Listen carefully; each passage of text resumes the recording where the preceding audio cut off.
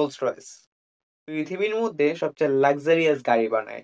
আর দুনিয়ার সবচেয়ে ধনী লোকেরা একটি রোলস রয়েস ওন করার স্বপ্ন দেখে, যে গাড়ি পৃথিবীতে এক রঙের একটি গাড়ি হয় এবং পুরো গাড়িটি হাতে বানানো হয়। আর এই সবগুলো গাড়িতে পেইন্ট করে একজন ব্যক্তি কাঠবিড়ালির লোমের সাহায্যে। আপনি কি জানেন এই বিশ্বসেরা লাক্সারি ব্র্যান্ডের প্রতিষ্ঠা তার ছোটবেলা কেটেছে অ্যাজ এ চাইল্ড লেবার? সাল 1863, ইংল্যান্ডের ছোট্ট শহর আলওয়াটনে জন্ম নেয় ফ্রেডরিক হেনরি রয়েস। সে ছিল তার 5 ভাই বোনের মধ্যে সবচেয়ে ছোট। বাবা জেমস ও মা ম্যারি। রয়েসের 4 বছর বয়সে তার বাবার ব্যবসা পুরো ধ্বংস হয়ে যায়, তার পুরো পরিবার রাস্তায় বসে যায়। এটা তো জাস্ট প্রবলেমের শুরু। রয়েসের 9 বছর বয়সে তার বাবা মারা যায়, যার জন্য তার মাকে মানুষের বাড়িতে কাজ করতে হয় এবং সে মানুষের বাড়িতে বাড়িতে টেলিগ্রাম ডেলিভারি করত এবং নিউজ পেপার সেল করা শুরু করে। রয়েস মাত্র 1 বছর প্রাতিষ্ঠানিক পড়াশোনা করার সুযোগ পায়।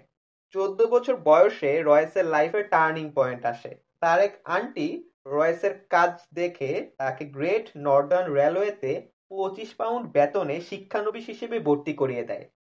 পরবর্তী 3 বছর রয়েস অনেক পরিশ্রম করে এবং তার অবসর সময়ে বই পড়ে সে কার্পেন্ট্রি, ম্যাথ এবং সবচেয়ে ইম্পর্ট্যান্ট ইলেকট্রনিক্সের কাজ শিখে যায়। 17 বছর বয়সেই রয়েস ক্যাপাবল মেকানিক হয়ে যায়। 17 বছর থেকে 21 বছর বয়স পর্যন্ত রয়েস মেক্সিম ওয়েস্টন নামক কোম্পানিতে অ্যাজ এ ইঞ্জিনিয়ার হিসেবে কাজ করে যাচ্ছিল। সমস্যা হয় 1884 সালে।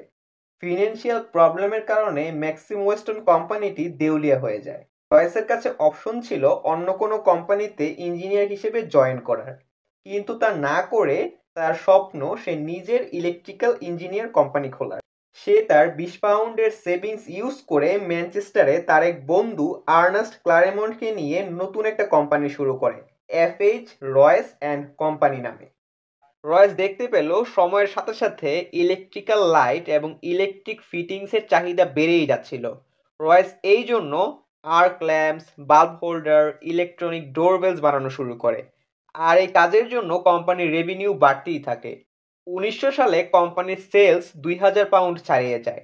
সবকিছু ঠিকভাবেই চলছিল, কিন্তু গল্পে একটু টুইস্ট আসে যখন 1901 সালে জার্মান এবং আমেরিকান কোম্পানিগুলো ব্রিটিশ ইলেকট্রনিক মার্কেটে এন্ট্রি নেওয়া শুরু করে এবং ইলেকট্রনিক জিনিসের দাম কমতে শুরু করে। অনেক চেষ্টার পরও রয়েসের ব্যবসা ক্র্যাশ করা শুরু করে। এতে করে রয়েসের মেন্টালি এবং ফিজিক্যালি ভেঙে পড়তে শুরু করে।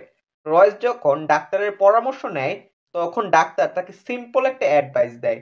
ঠিক হওয়ার জন্য রয়েসকে খোলামেলা জায়গায় থাকার পরামর্শ দেয় এবং তার চলাচলের জন্য তাকে গাড়ি কেনার পরামর্শ দেয়, যাতে করে তার চলাচলে বডিতে বেশি প্রেসার না পড়ে। রয়েস একটু অপশন নিয়ে তাকে ঠিক করে এবং ড্যাকোভিল নামে একটি ফ্রেঞ্চ মেড গাড়ি কিনে নেয়। তবে এই গাড়িটি অনেক বেশি শব্দ করত, ব্রেক ইনএফেক্টিভ ছিল। রয়েসের মতো মানুষের জন্য এটা অনেক প্যারাদায়ক ছিল। সে সিদ্ধান্ত নিল গাড়িটির মাইনর মডিফাই করবে। সে জানা অজানায় গাড়িটিকে রিডিজাইন করে ফেলে। আর এই রিডিজাইন গাড়িটি অরিজিনাল ড্যাকোভিল গাড়ি থেকে অনেক বেশি সুন্দর ছিল। এতে করে রয়েসের কনফিডেন্স আসে যে সে নিজে গাড়ি বানানো শুরু করতে পারে। সে নতুন করে গাড়ির ব্যবসাও শুরু করতে পারে। সে ছোট্ট একটা টিম বানায় এবং গাড়ির ডিজাইন করা শুরু করে। সব পার্টসের ড্রয়িং করে ওগুলা কাস্টিং এর জন্য ওয়ার্কশপে দিয়ে দেওয়া হয়। 10 হর্স পাওয়ার আর 2 সিলিন্ডার বিশিষ্ট একটি গাড়ির শেপ নিতে শুরু করে। কোয়াইটনেস, লাইটনেস, ডিউরেবিলিটি এই সব দিক দিয়ে গাড়িটি অন্যান্য গাড়ির থেকে অনেক বেটার ছিল। 1 এপ্রিল 1904 সালে গাড়িটি রোড টেস্ট করা হয়। প্রথম টেস্টেই গাড়িটি কোনো প্রবলেম ছাড়াই প্রায় 50 কিলোমিটার যাত্রা করে। তখন সে একই মডেলের আরও দুটি গাড়ি বানিয়ে ফেলে এবং এগুলো টেস্ট করে আরও ইমপ্রুভ করতে শুরু করে। সে ওয়ার্ল্ড ক্লাস গাড়ি তো বানিয়ে ফেলেছে, কিন্তু সে একা এই গাড়ি পুরো বিশ্বে সাপ্লাই দিবে কিভাবে? আর এই সময় এন্ট্রি হয় এই গল্পের আরেকজন হিরোর, চার্লস রোলস। রয়েস একটি এক্সিবিশনে তার বানানো গাড়িটি প্রদর্শন করে, আর তখন গাড়িটি চার্লস রোলসের নজরে পড়ে। চার্লস রোলস ছিল একজন মোটরিস্ট এবং হাই কোয়ালিটির গাড়ির ব্যবসা করত। সে তখন একজন ব্রিটিশ লাক্সারি কার মেকারকে খুঁজছিল, তাই সে রয়েসের বানানো গাড়িটি ভালোভাবে পর্যবেক্ষণ করে। রোলস তখন তার বিজনেস পার্টনারকে বলে যে সে ওয়ার্ল্ডের গ্রেটেস্ট ইঞ্জিনিয়ারকে খুঁজে পেয়েছে। এরপর 3 মাসের মধ্যে তারা গাড়ি বিক্রির জন্য একসাথে উদ্যোগ নেয় এবং একটি এগ্রিমেন্ট সাইন করে। তার এগ্রিমেন্ট মোতাবেক বিক্রি হতে যাওয়া গাড়িগুলোর নাম হবে রোলস রয়েস। 1906 সালের মার্চ মাসে অফিসিয়ালি রোলস রয়েস লিমিটেড প্রতিষ্ঠা করা হয়। প্রথমে 4টি রোলস রয়েস সাপ্লাই করার ডিসিশন নেওয়া হয়: 10, 15, 20 অ্যান্ড 30 হর্স পাওয়ার মডেলস। রোলসের অভিজ্ঞতা ছিল যে কোনো গাড়ির মার্কেটিং এর সবচেয়ে ভালো মাধ্যম হচ্ছে ওই গাড়ি নিয়ে রেসে অংশগ্রহণ করা। এজন্য রোলস আইসল অফ ম্যান ট্যুরিস্ট ট্রফির মতো প্রেস্টিজিয়াস টুর্নামেন্টে অংশগ্রহণ করে এবং রোলস রয়েস গাড়ি ব্যবহার করে ওই রেস সে জিতেও যায়। এরপর সে 21 সালের শেষের দিকে 50 হর্স পাওয়ার ও 6 সিলিন্ডার বিশিষ্ট নতুন গাড়ি লঞ্চ করে, যেই গাড়িটির কালার ছিল সিলভার কালার। আর এই গাড়িটা চালানো যেত অনেক স্মুথলি এবং সাইলেন্টলি, লাইক জাস্ট আ ঘোস্ট। এজন্য এই গাড়িটির নাম দেওয়া হয় সিলভার গোস্ট। গাড়িটা মার্কেটে ছাড়ার আগে রোলস এই গাড়িটিকে 24,000 কিলোমিটার চালানোর সিদ্ধান্ত নেয়। রবিবার ব্যতীত গাড়িটিকে দিন-রাত চালানো হয় এবং কোনো প্রবলেম ছাড়াই গাড়িটি 24,000 কিলোমিটার চলে। গাড়ির স্মুথনেস অ্যান্ড হুইসপার টেস্টের জন্য রোলস গাড়িটির বনেটের উপরে কয়েন রেখে গাড়িটিকে চালায় এবং এই কয়েনটি তার জায়গায় স্থির থাকে। আর এই স্ট্র্যাটেজিতে সিলভার গোস্ট পুরো বিশ্বে best car in the world বলে খুব নাম করে। আর ওই সময় এই গাড়িটি কিংস, কুইন্স, ইন্ডাস্ট্রি লিডার সকলের চাহিদা হয়ে যায়। রোলস অ্যান্ড রয়েস একের পর এক সাফল্য পেয়ে যাচ্ছিল, আর তখনই ভয়ানক এক ঘটনা ঘটে। চার্লস রোসের গাড়ির সাথে সাথে অ্যাভিয়েশনের প্রতিও অনেক আগ্রহ ছিল। 1910 সালের 12 জুলাই চার্লস রোলস হোয়াইট ফ্লাই নামে একটি প্লেন উড়াচ্ছিল। চলন্ত অবস্থায় প্লেনটির ইঞ্জিন নষ্ট হয়ে যাওয়ার কারণে 120 মিটার উপর থেকে প্লেনটি ক্র্যাশ করে, আর মাত্র 32 বছর বয়সে রোলস পৃথিবী থেকে চলে যায়। এতে করে হেনরি রয়েস অনেক ভেঙে পড়ে।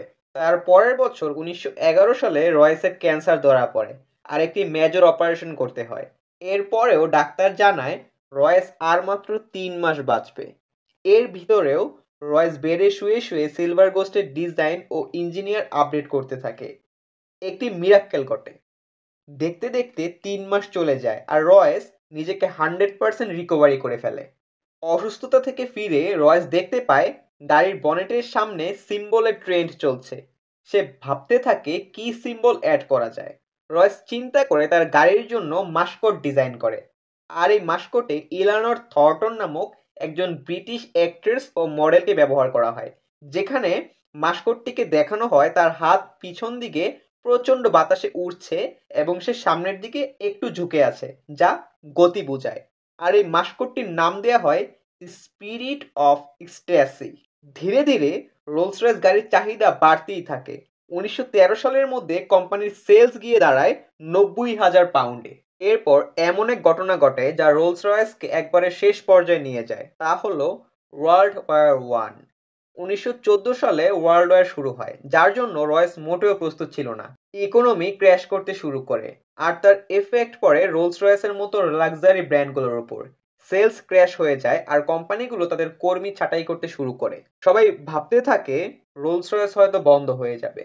রয়েসের মাথায় তখন অন্য কিছু চলছিল। রয়েস মিলিটারি অথরিটির সাথে মিটিং করে এবং সে জানতে পারে যে ওয়ারে হেভি আর্মড গাড়ির প্রয়োজন। তখন রয়েস সিলভার গোস্টকে মডিফাই করে আর্মড গাড়িতে রূপান্তর করে। গাড়ির বডিতে 8 মিলিমিটার মোটা আর্মর যুক্ত করা হয়, রিভলভিং টারেট যুক্ত করা হয়, সাথে একটি মেশিন গান। এই গাড়িটি মিডল ইস্টে মরুভূমিতে চালানো হয়। রোলস রয়েসের স্মুথনেসের জন্য 50টি গাড়িকে অ্যাম্বুলেন্সে মডিফাই করা হয়, যেখানে গাড়িতে যুক্ত করা হয় স্ট্রেচার, মেডিকেল ইকুইপমেন্ট, একজন নার্স, আর নাইট মিশনের জন্য যুক্ত করা হয় ইলেকট্রিক লাইট। এই অ্যাম্বুলেন্সগুলো হাজারো সৈনিকের জীবন বাঁচিয়েছে। ফাইনালি যুদ্ধের পর রোলস রয়েস গাড়ির লাক্সারি ফিচারের জন্য high ranking officer, diplomatic mission ও রাষ্ট্রদূতরা এই গাড়ি ব্যবহার শুরু করে। ব্রিটিশ আর্মিদের সাথে ক্লোজলি কাজ করার সময় রয়েস বুঝতে পারে ব্রিটিশ এয়ারফোর্স তাদের প্লেনের ইঞ্জিনের জন্য একটি ফ্রেঞ্চ কোম্পানির সাথে ডিল করতে যাচ্ছে, কিন্তু তারা চায় যাতে একটা ব্রিটিশ কোম্পানি তাদের ইঞ্জিন সাপ্লাই করে। এই অপরচুনিটি দেখে Rolls Royce company arrow engine manufacture করা শুরু করে। রয়েস নিজে অ্যারো ইঞ্জিন বানানোর কাজ শিখে। এরপর সে নিজেই বিমানের ইঞ্জিন ডিজাইন করতে শুরু করে। 1915 সালে তার বানানো প্রথম ইঞ্জিন লঞ্চ করে, দ্য ইগল। তার ইঞ্জিন কম্পিটিশন মোতাবেক অনেক রিলায়েবল ছিল, ওজন কম ছিল, ফুয়েল ইফিসিয়েন্টও ছিল। এজন্য ব্রিটিশ এয়ারফোর্স ওই বছরের শেষের দিকে 500 ঈগল ইঞ্জিন অর্ডার করে। রয়েস এখানেই থেমে যায় না। 1915 সালে লাইট এয়ারক্রাফটের জন্য হক ইঞ্জিন, 1916 সালে ঈগলের ছোট ভার্সন ফ্যালকন ইঞ্জিন বানায়, 1918 সালে লং রেঞ্জ এয়ারক্রাফটের জন্য কন্ডোর ইঞ্জিন বানায়। আজও বহু কমার্শিয়াল এয়ারক্রাফট ও মিলিটারি এয়ারক্রাফটে রোলস রয়েসের ইঞ্জিন ব্যবহার করা হয়। 1918 থেকে 1933 সাল পর্যন্ত রয়েস গাড়ি এবং অ্যারো ইঞ্জিন দুইটাতেই অনেক বেশি ফোকাস দেয়। 1925 সাল পর্যন্ত লাক্সারি গাড়ির মার্কেটে বেন্টলি, ডেলমোর এবং ক্যাডলিকের মতো গাড়িগুলো কম্পিটিশন করে যাচ্ছিল। আর রোলস রয়েসকে তার পজিশন মেনটেন করার জন্য একটি বোল্ড গাড়ির প্রয়োজন ছিল। এজন্য লঞ্চ করা হয় দ্য নিউ ফ্যান্টম। ফ্যান্টম অনেক সাকসেসফুল ছিল এবং রোলস রয়েসকে আবার লাক্সারি গাড়ির মার্কেটে কম্পিটিশনে ফিরিয়ে আনে। এরপর ফ্যান্টম 2 লঞ্চ হয়। 1931 সালে রোলস রয়েস এবং বেন্টলি যৌথভাবে আইকনিক ডিজাইনে লঞ্চ করে বেন্টলি 3.5 লিটার্স। আনফরচুনেটলি এই গাড়িটি রয়েস দেখে যেতে পারেনি। 22 এপ্রিল 1933, 70 বছর বয়সে রয়েস তার শেষ নিঃশ্বাস ত্যাগ করে। 1960 সালে ফিনান্সিয়াল প্রবলেমের কারণে রোলস রয়েসকে অ্যাভিয়েশন এবং অটোমোবাইল দুইটাকে আলাদা কোম্পানি করা হয়। বর্তমানে রোলস রয়েস মোটরকে বিএমডব্লিউ কোম্পানি ওন করে। এখনো বিশ্বে রোলস রয়েস হলো লাক্সারির একটা iconic symbol. Rolls Royce own করা হলো এমন এক মাস্টারপিসকে ওন করা যা রয়েসের পারফেকশন এবং রোলসের জাদুকে সিম্বলাইজ করে।